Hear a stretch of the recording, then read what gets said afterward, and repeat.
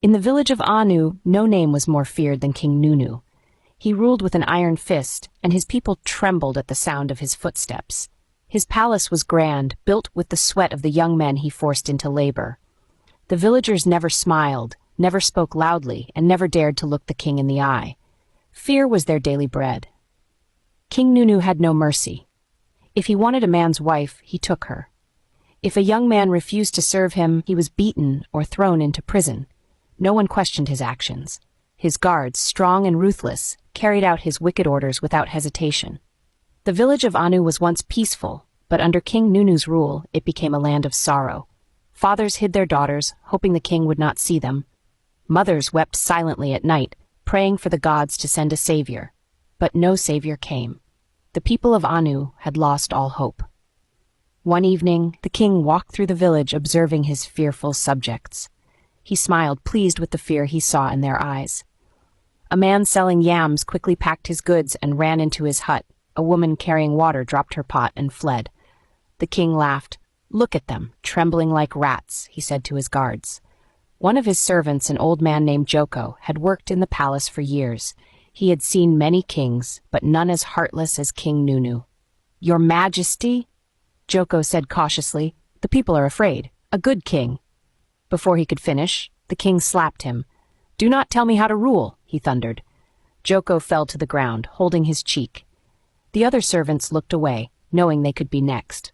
That night, King Nunu sat in his grand palace, sipping from a golden cup. "No one dares to challenge me," he said proudly. His guards nodded in agreement. "Let them fear me. It is better to be feared than loved." But what King Nunu did not know was that his reign of fear was about to end. A single moment, a simple act would change his life forever. The village of Anu was a place of silence.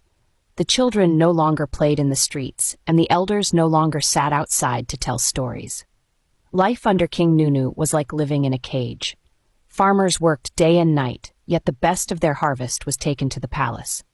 "For the king," the guards would say, leaving the villagers with little to eat. Young men were taken away to care for the king's animals, never allowed to return home. Women prayed their husbands would not catch the king's attention, for if he desired them, they would never be seen again. One night, a man named Tunde returned home from his farm to find his wife missing.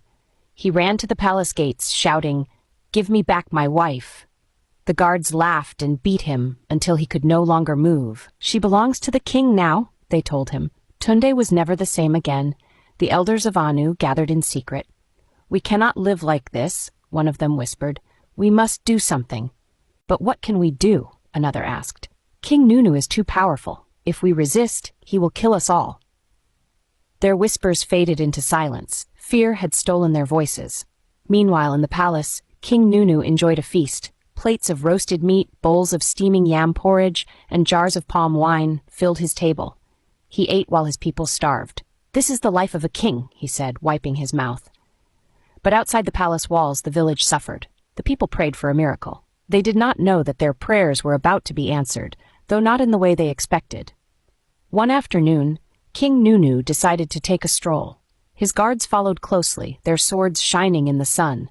The village was quiet, as always. People stayed out of sight, afraid to cross his path. As he walked towards the stream, he saw an old woman struggling to lift a heavy water pot. She was frail, her hands shaking with effort.